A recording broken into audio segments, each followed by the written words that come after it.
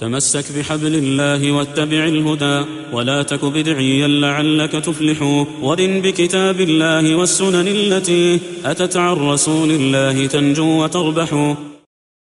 إن الحمد لله نحمده ونستعينه ونستغفره ونعوذ بالله من شرور أنفسنا ومن سيئات أعمالنا، من يهده الله فلا مضل له ومن يضلل فلا هادي له، واشهد أن لا إله إلا الله وحده لا شريك له، واشهد أن محمدا عبده ورسوله صلى الله عليه وسلم. يا أيها الذين آمنوا اتقوا الله حق تقاته ولا تموتن إلا وأنتم مسلمون. يا أيها الناس اتقوا ربكم الذي خلقكم من نفس واحدة وخلق منها زوجها وبث منهما رجالا كثيرا ونساء، واتقوا الله الذي تساءلون به والأرحام إن الله كان عليكم رقيبا. يا أيها الذين آمنوا اتقوا الله وقولوا قولا سديدا يصلح لكم أعمالكم ويغفر لكم ذنوبكم، ومن يطع الله ورسوله فقد فاز فوزا عظيما.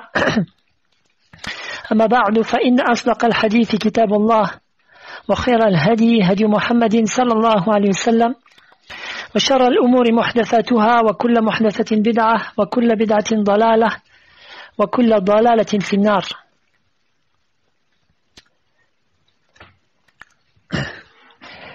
Nous avons donc débuté la semaine dernière le 5e fondement.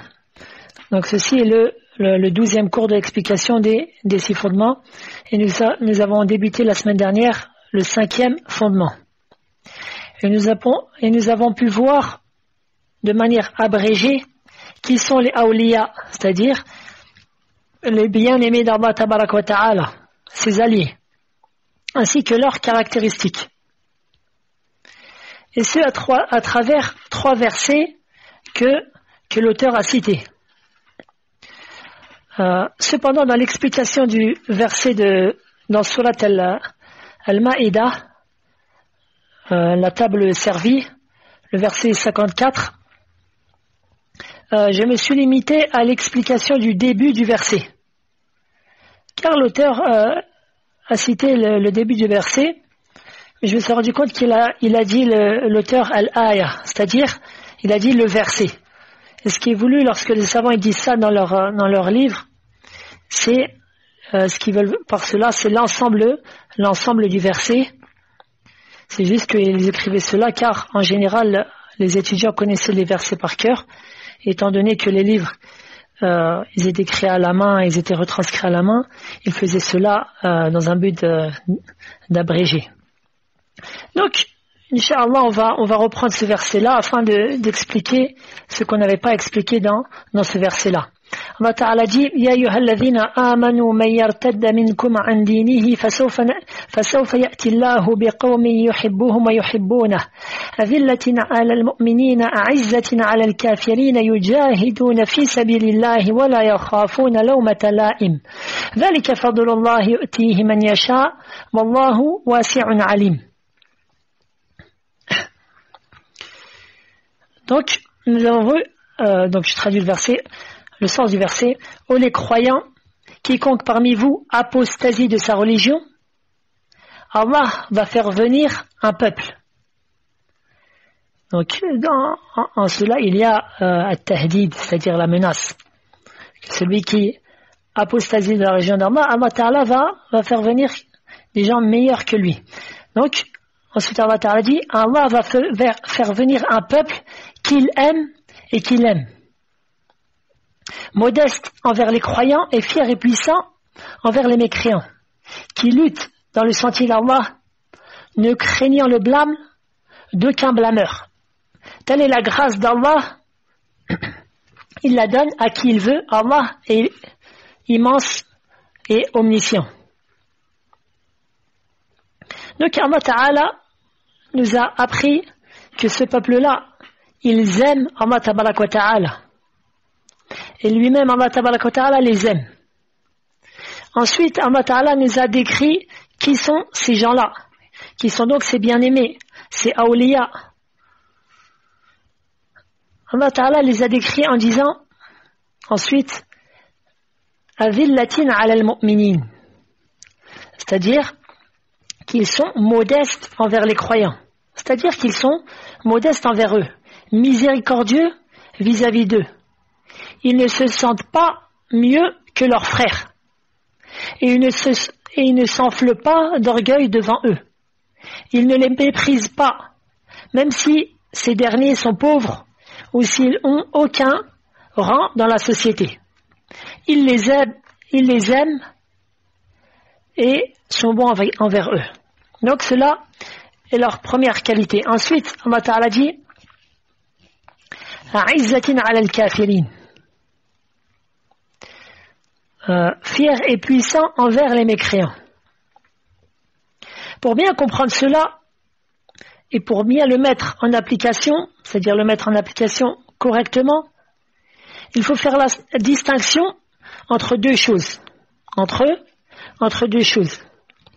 Et moi-même, j'avoue que j'avais du mal à comprendre comment regrouper les textes religieux jusqu'à que, par la grâce d'Allah Ta'ala, j'ai eu une longue discussion, c'est-à-dire je posais une longue question à Cheikh Abdel Salam As-Suhaymi Hafidhahullah Ta'ala, et il m'a éclairé sur cela, Jazallahu khairan. Donc, on doit faire la distinction entre deux choses. La première, c'est ce qu'il y a dans la poitrine des croyants, dans leur cœur. Ils doivent absolument aimer et détester pour Allah. Ils aiment Allah Azzawajal plus que tout. Et ils aiment ce qu'Allah Ta'ala aime. Parmi les bonnes actions, telles que la prière, le jeûne, l'aumône, le hajj, le pèlerinage et autres. Et ils aiment ce qu'Allah Ta'ala il aime parmi ses créatures, tels que ses anges, ses prophètes, ses messagers, les compagnons du prophète sallallahu alayhi wa sallam, as-sahaba, et les croyants.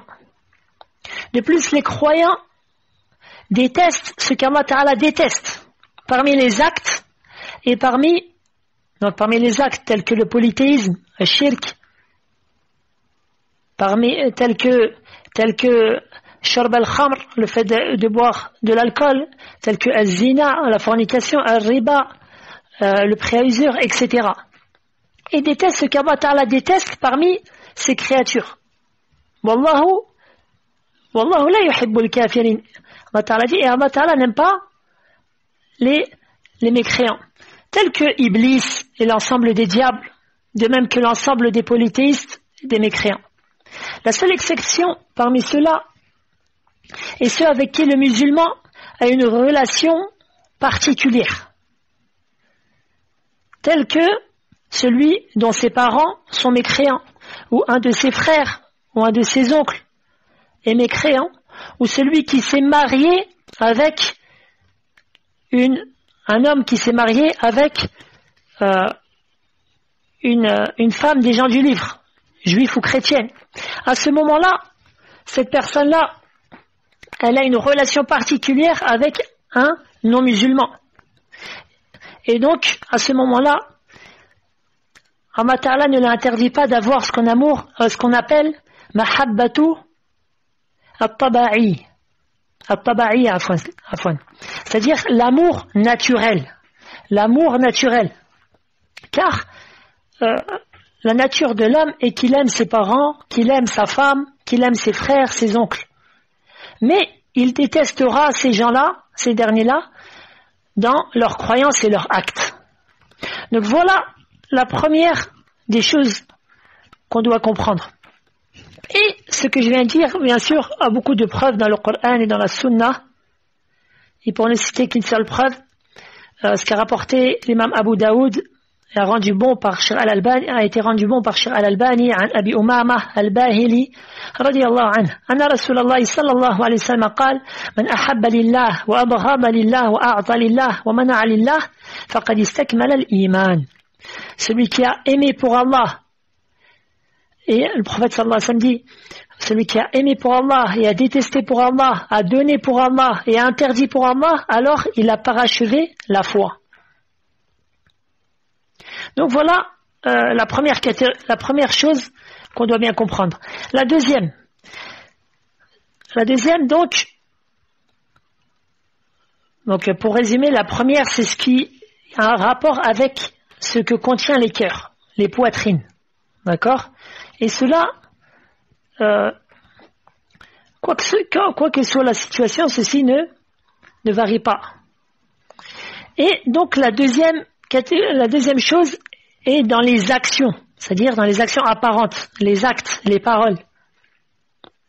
Donc cela diffère selon l'état des musulmans, car le but est de rapprocher les gens de l'islam et de les appeler vers l'islam. Ainsi, la personne agit selon ce qui va être une cause pour appeler les gens, c'est-à-dire les non-musulmans, vers l'islam. Lorsque les musulmans sont en état de pleine puissance, ce qui est bon en général est de montrer cela dans le comportement vis-à-vis du mécréant. Comme dans ce verset-là. عزة على الكافرين كقوله تعالى في آخر سورة الفتح محمد رسول الله والذين معه أشداء على الكفار رحماء بينهم. Allah Azza wa Jalla dit dans le dernier verset de sourate Al-Fath, Mohammed est le messager d'Allah et ceux qui sont avec lui sont durs envers les mécréants et miséricordieux entre eux. Et ceci est donc, comme je viens de le dire, en état, lorsque les musulmans sont en état de force et de puissance. Car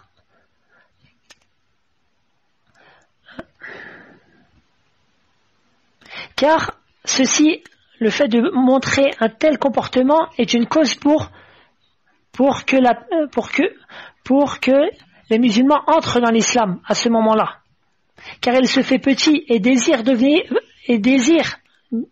devenir musulman, afin de sortir de cet état de faiblesse et devenir lui aussi parmi les gens de puissance. Ceci car la nature des gens est telle qu'ils suivent ceux qui ont la puissance. La majorité des gens, ils suivent les gens forts. Que ces derniers soient dans le bien ou dans le mal, qu'Allah nous en préserve. Ainsi, le fait de montrer la puissance dans cet état, dans ce cas-là, est une cause pour appeler vers l'islam. Tandis que lorsque les musulmans sont en état de faiblesse, comme c'est le cas en Europe ou en Amérique et autres, alors leur comportement se doit de tendre vers la douceur et la clémence et la bonté, afin que cela soit une cause pour l'appel vers Allah Azza wa Jal. Allah Ta'ala dit idfa' billati hiya ahsanu sayyi'ah nahnu a'lamu bima yasifun. Allah Ta'ala dit dans surat Al-Mu'minun verset 96, repousse le mal par ce qui est meilleur. Nous savons très bien ce qu'ils décrivent. Donc les gens, lorsque le prophète sallallahu alayhi wa sallam était à Mecca et que la majorité des gens étaient des polythéistes et qui disaient des choses horribles sur Allah et son messager, le prophète sallallahu alayhi wa sallam continuait à faire preuve de douceur et de bonté et répondait le mal par le bien, car c'était cela la voie la voie qui appelle les gens vers l'islam et qui les rapproche vers celle-ci. Ensuite, Allah Ta'ala dit dans le verset dans Surat Al-Ma'idah, Yujahiduna fi sabilillah. Donc, ils luttent dans le sentier d'Allah. Et ceci, c'est-à-dire la parole sur ceci est longue. Et vous pouvez trouver un des cours où j'avais expliqué cela, si je me souviens bien, c'est le cours numéro 17, dans l'explication des 4 règles. Dans l'explication des 4 règles, l'explication qui est, c'est-à-dire intermédiaire, c'est-à-dire assez longue. Bref, ensuite Allah Ta'ala dit وَلَا يَخَافُونَ لَوْمَةَ لَائِمٍ. ne craignant le blâme d'aucun blâmeur. C'est-à-dire que les awliya d'Allah Azzawajal, ils disent la vérité qu'ils ont pour la vérité en cherchant la satisfaction d'Allah Tabarak wa Ta'ala, sans ayant peur d'un tel et d'un tel, ou encore pire, le fait de cacher la vérité ou de la blasphémer pour justement plaire à un tel ou à un tel. Alors que dans son cœur, il sait très bien que ce qu'il dit est contraire à la vérité. Donc la personne, elle dit la vérité sans qu'il ait peur qu'un tel ou un tel le blâme. Qui que soit ce dernier-là. C'est-à-dire la personne, elle avance, elle œuvre pour Allah Azzawajal sans avoir peur qu'un tel ou un tel le blâme. Et bien sûr, il parle selon, c'est-à-dire bihikma, selon, c'est-à-dire une sagesse et une science. Ensuite, Allah Ta'ala dit, telle est la grâce d'Allah, il la donne à qui il veut. Allah est immense et omniscient. Donc voilà pour l'explication de ce verset abrégé qui est plein, ce verset qui est plein de, c'est-à-dire qui est plein de leçons à tirer. Et sachez qu'Allah vous fasse miséricorde, qu'Allah accorde à certains de ses awliya, de ses bien-aimés, ce qu'on appelle, il leur accorde ce qu'on appelle al-karama, c'est-à-dire des prodiges. Des prodiges. Allah Tabarak wa Ta'ala donne à ses prophètes et ses messagers ce qu'on appelle aya, ou ce que certains savants appellent mu'jiza, c'est-à-dire des miracles. Des miracles. Tandis que il donne subhanahu wa ta'ala à certains de ses awliya, c'est-à-dire de ses bien-aimés, des karama, des prodiges. Bien sûr,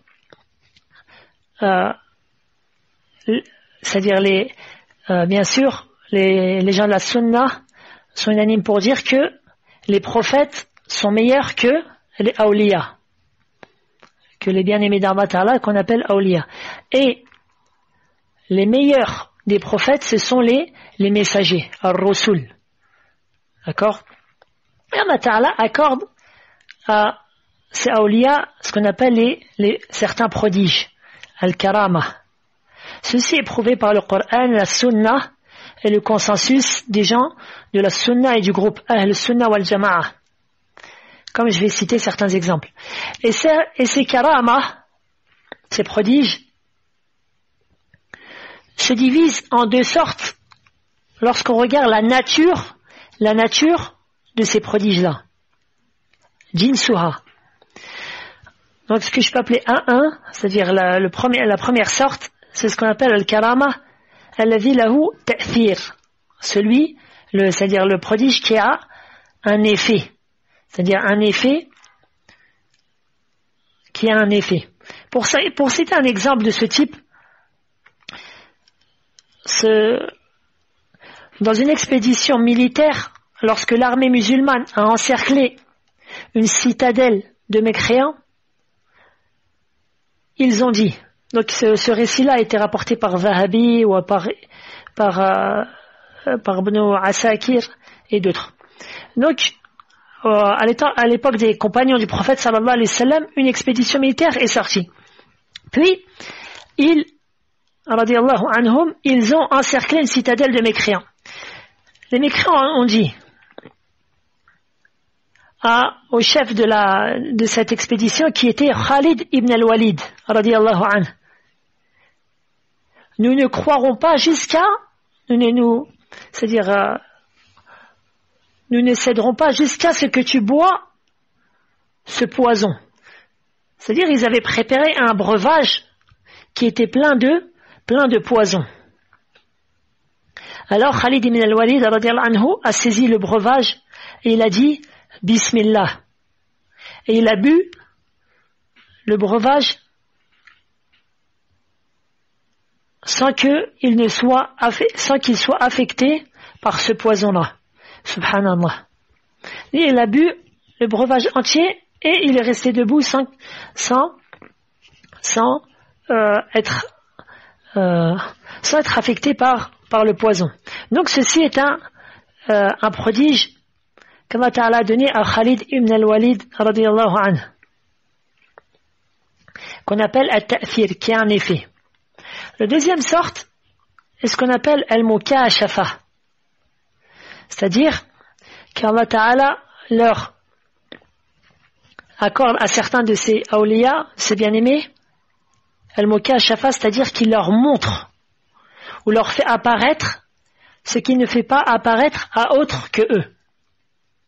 Pour citer un exemple, ce qu'a rapporté l'imam al-Lalaka'i et al-Bayhaqi et d'autres, selon une chaîne de transmission qui a été jugée bonne par Sheikh al-Albani, que Omar ibn al-Khattab radiyallahu anhu était à Médine. Et durant son prêche au-dessus du minbar, donc il était en train de prêcher les gens, d'un coup il se mit à dire Ya Sariyatu bnu Zunaym al-Jabal man istar'a dhib faqad zalam. Donc d'un coup il se mit à crier ô expédition du fils de Zunaym, place-toi sur la montagne, celui qui donne ses moutons à garder à un loup a été injuste. Donc celui qui donne ses moutons à un loup a été injuste, c'est une expression qui signifie que, c'est une expression arabe qui signifie que qu'on ne doit pas porter alliance à celui qui n'est pas probe. Bref, à ce moment-là, ceux qui étaient présents dans la mosquée, certaines personnes qui étaient présentes dans la mosquée se sont interlocutés. C'est-à-dire, tu cites l'expédition militaire tandis qu'elle est en Irak. Cette expédition-là, elle est en Irak. Ensuite, certaines personnes sont parties rapporter cette parole à Ali ibn Abi Talib, radiyallahu anhu. C'est-à-dire Omar, dit aux expéditions militaires tandis qu'il est au-dessus du minbar, de la chair. Et c'est comme ça, c'est-à-dire les gens de la fitna en tous les temps. Sallallahu al-afiyah. C'est une petite parenthèse, mais tu le vois, subhanallah, que les gens de la fitna, c'est comme ça. Lorsqu'ils entendent une parole d'un savant qu'ils ne comprennent pas, ils courent vers un autre savant pour lui rapporter en espérant faire la fitna entre deux. Sallallahu al-afiyah. Bref. Cependant, Ali ibn Abi Talib, radiyallahu anhu, les a blâmés en leur disant Wayhakum, c'est-à-dire malheur à vous, laissez Omar, il n'est jamais rentré dans une chose si ce n'est qu'il en est sorti. Ensuite, peu de temps après cela, après l'expédition militaire, peu de temps après cela, l'expédition militaire est revenue à Médine. Ibn Zunaym a dit j'ai entendu la voix de Omar et je suis monté sur la montagne. Subhanallah. Ainsi, il a entendu la voix de Omar et il est monté sur la montagne et s'est préservé du stratagème des mécréants qui visaient à les entourer et à les tuer et à les anéantir. Ainsi, ceci est un prodige qu'Allah a donné à Omar ibn al-Khattab. Le fait qu'il ait vu une chose à des milliers de kilomètres, puis qu'il a parlé et qu'ils l'ont entendu à travers des milliers de kilomètres. Donc voilà pour cela. Et sachez que les prodiges, on peut aussi les diviser en deux catégories quant à la qualité ou à la supériorité du prodige.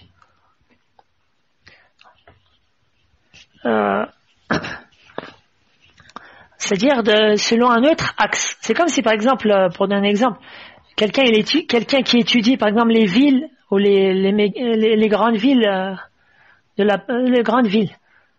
C'est-à-dire, il y aura un certain classement si on les étudie quant au nombre d'habitants, un autre classement si on étudie le niveau sonore, un autre classement sur la superficie de ces villes, etc. Donc là, je voudrais citer un autre classement. on peut les diviser en deux selon la qualité, la supériorité du prodige. La première, de ce que je peux appeler 2-1, le fait que le prodige soit dans l'avantage de celui à qui Allah Ta'ala lui a donné. Ceci est dans son avantage et dans son bénéfice. Et ceci est moindre que de la deuxième catégorie qui va venir. Je cite un exemple.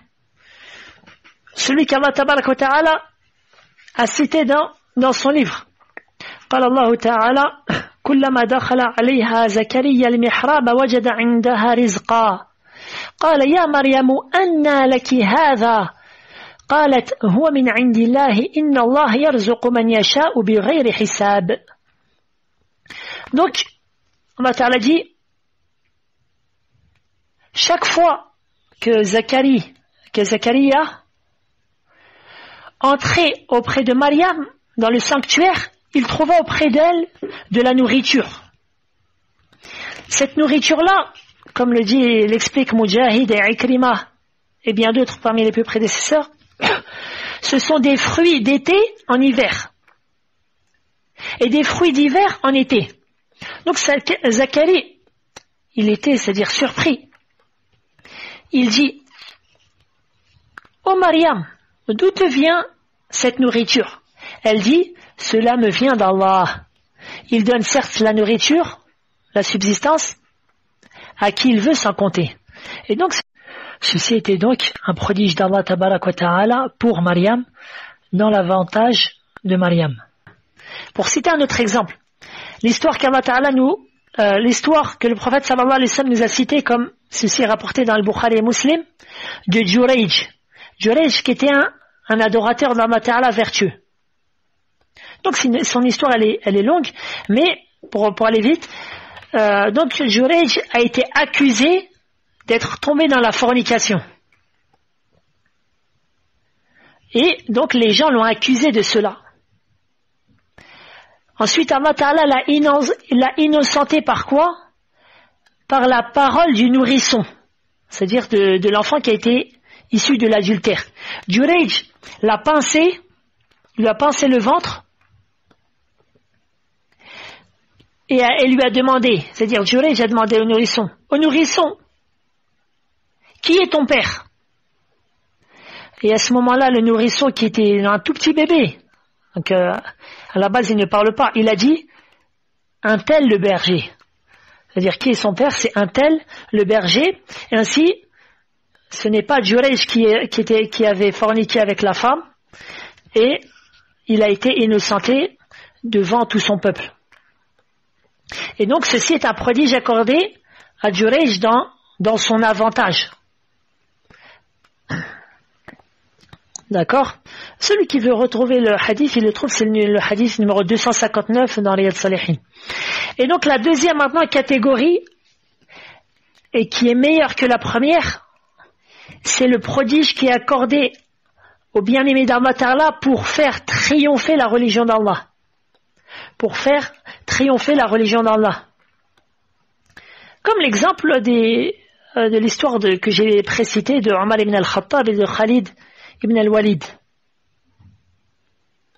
Donc, ceci est meilleur car ce prodige-là est pour faire triompher la religion d'Allah Tabarak wa Ta'ala.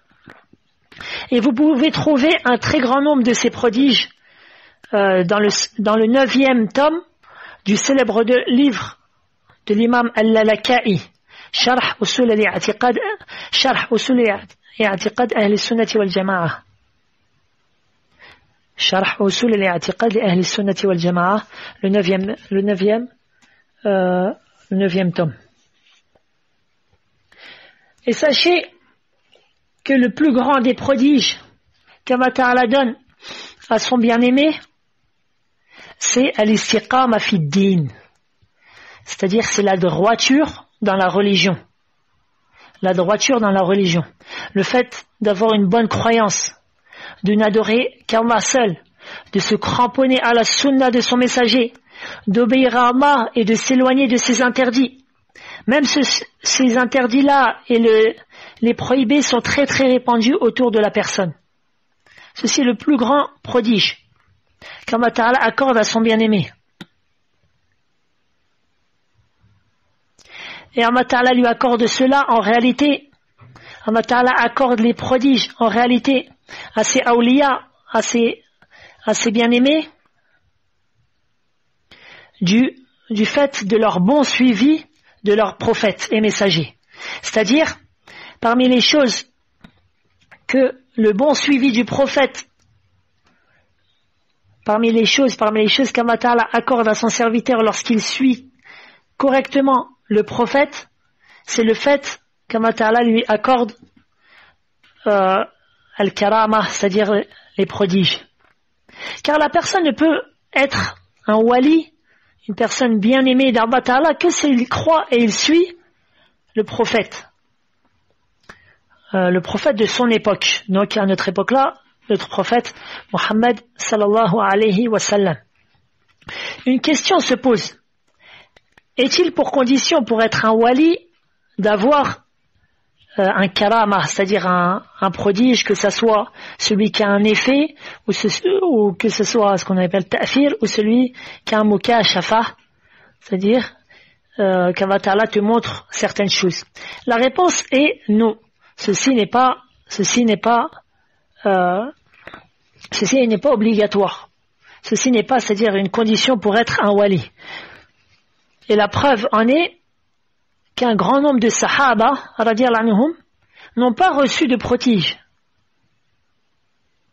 Ceci, c'est-à-dire les prodiges, nous a pas été rapporté que chaque compagnon a eu un prodige. Or, on sait tous que tous les compagnons du prophète sallallahu alayhi wa sallam sont des bien-aimés d'Allah tabaraka wa ta'ala. Et sachez encore, pour rester dans le même sujet, que les awliya, les bien-aimés d'Allah, ses alliés, ne sont pas tous sur un même niveau. Ils ne sont pas tous sur un même niveau. Cependant, ils diffèrent. Ils diffèrent selon la grandeur ou la force de leur foi et le nombre de leurs bonnes actions. Donc, les bien-aimés d'Allah Ta'ala diffèrent énormément les uns des autres. De sorte que, en réalité, toute personne qui dit la shahada, l'attestation de foi, et qui est musulman, donc accomplit la prière, donc chaque musulman a une partie de al-walaya, c'est-à-dire a une partie de l'alliance d'Allah Ta'ala, a une partie de son amour et de son secours. Puis, plus le serviteur augmente dans sa foi, plus cette alliance augmente. C'est-à-dire plus Allah Ta'ala va l'aimer et le secourir. C'est pour ça que, par exemple, Sheikhuna Ubayd al-Jabiri, hafidhahullah Ta'ala, il dit que les gens se divisent en deux. Les ennemis d'Allah, c'est-à-dire qui sont les mécréants et les polythéistes, et les bien-aimés d'Allah Ta'ala, qui sont les musulmans et les croyants. Donc j'espère que ceci est clair. Puis les awliya d'Allah Ta'ala, c'est-à-dire les bien-aimés d'Allah Ta'ala, sont sous 3 catégories. Ils ont 3 catégories qu'Allah Ta'ala a citées dans Surat Fatir, le verset 32. قال الله تعالى ثم أورثنا الكتاب الذين اصطفينا من عبادنا فمنهم ظالم لنفسه ومنهم مقتصد ومنهم سابق بالخيرات بإذن الله ذلك هو الفضل الكبير. Allah Ta'ala dit ensuite nous fîmes héritiers du livre ceux de nos serviteurs que nous avons choisis. Allah Ta'ala va donc nous citer les 3 catégories de ses alliés, de ses bien-aimés. Il en est parmi eux qui font du tort à eux-mêmes. Première catégorie. D'autres qui se tiennent sur une voie moyenne, muqtasid. Et d'autres, avec la permission d'Allah, devancent tous les autres dans les bonnes actions. Telle est la grâce, telle est la grande grâce d'Allah Ta'ala. Donc la première Allah Ta'ala les a cités du plus faible au meilleur. C'est-à-dire de manière croissante. Les plus faibles, les moins bien, c'est ce qu'on appelle al-zalimun li nafsi. Al-zalimun li nafsi. C'est-à-dire celui qui a été injuste envers lui-même. Car il a négligé certaines obligations et est tombé dans certains interdits. Ensuite, ceux qui sont mieux que eux, c'est al-muqtasid. C'est-à-dire ceux qui sont des gens moyens. C'est-à-dire les gens moyens. C'est-à-dire qu'ils ont accompli les obligations et qu'ils ont délaissé les interdits. Ils ont fait les obligations et ils ont délaissé les interdits et ils sont arrêtés à cela. Et enfin vient as-sabiqu bil khayrati bi iznillah. Ceux qui ont devancé les autres par les bonnes actions, par la permission d'Allah. C'est-à-dire, eux, ils ont accompli les obligations et ils ont ajouté à cela les actes conseillés, les actes surérogatoires. Et ils se sont éloignés des interdits et en plus de cela, ils se sont éloignés des actes déconseillés. Al-makruh, ce qui est déconseillé. Ensuite, Allah Ta'ala dit le verset, juste après le verset 33, جنات عدن يدخلونها يحلون فيها من أساور من ذهب ولؤلؤا ولباسهم فيها حرير. Donc, Allah Ta'ala dit, telle est la grâce, telle est l'immense grâce d'Allah, les jardins d'Éden où ils entreront, parés de bracelets en or, ainsi que de perles. Et là, leurs vêtements seront de soie. وَقَالُوا الْحَمْدُ لِلَّهِ الَّذِي أَذْهَبَ عَنَّا الْحَزَنَ إِنَّ رَبَّنَا لَغَفُورٌ شَكُورٌ. Et ils diront, louange à Allah qui a écarté de nous l'affliction. Notre Seigneur est certes pardonneur et reconnaissant. الذي أحلنا دار المقامة من فضله لا يمسنا فيها نصب ولا يمسنا فيها لغوب. C'est lui qui nous a installés par sa grâce dans la demeure de la stabilité où nulle fatigue nous touche et nulle lassitude. Donc Allah Ta'ala accordera à ces trois catégories-là le paradis. Si ce n'est que ceux qui se précipitaient vers les bonnes actions par la permission d'Allah, donc ce qu'on a dit, as-sabiqun bil khairat bi idnillah, et ceux qui étaient muqtasid, et ceux qui sont sur une voie moyenne, alors eux entreront au paradis le jour de la résurrection sans goûter le châtiment de l'enfer. Sans goûter le châtiment de l'enfer. Ensuite, chacun aura au paradis le degré qu'il méritera selon son degré de foi et de bonne action. Selon son degré de foi et de bonne action, car le prophète sallallahu alayhi wa sallam nous a appris qu'il y a 100 degrés au paradis. Tandis que ceux qui étaient injustes envers eux-mêmes, ceux-là seront sous la volonté d'Allah tabaraka wa ta'ala. S'il veut, il les châtie par l'enfer, et s'il veut, il leur pardonne directement le jour dernier, et les fait entrer au paradis. Car Allah Ta'ala dit, Inna Allah la yaghfiru an yushraka bih, wa yaghfiru ma duna dhalika liman yasha.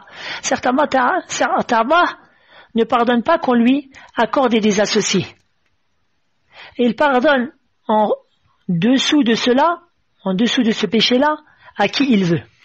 Cependant, même s'il les châtie par l'enfer, il leur a promis de les faire sortir ensuite de l'enfer pour les faire entrer au paradis. ذَلِكَ هُوَ الْفَضْلُ الْكَبِيرُ. Telle est la grande grâce d'Allah tabaraka wa ta'ala. Donc, voilà ce qui m'a été facilité de dire quant à ceci. Wallahu a'la wa a'lam. Subhanallah wa bihamdih. Subhanaka Allahumma bihamdik. Ashhadu an la ilaha illa ant. Astaghfiruka wa atubu ilayk.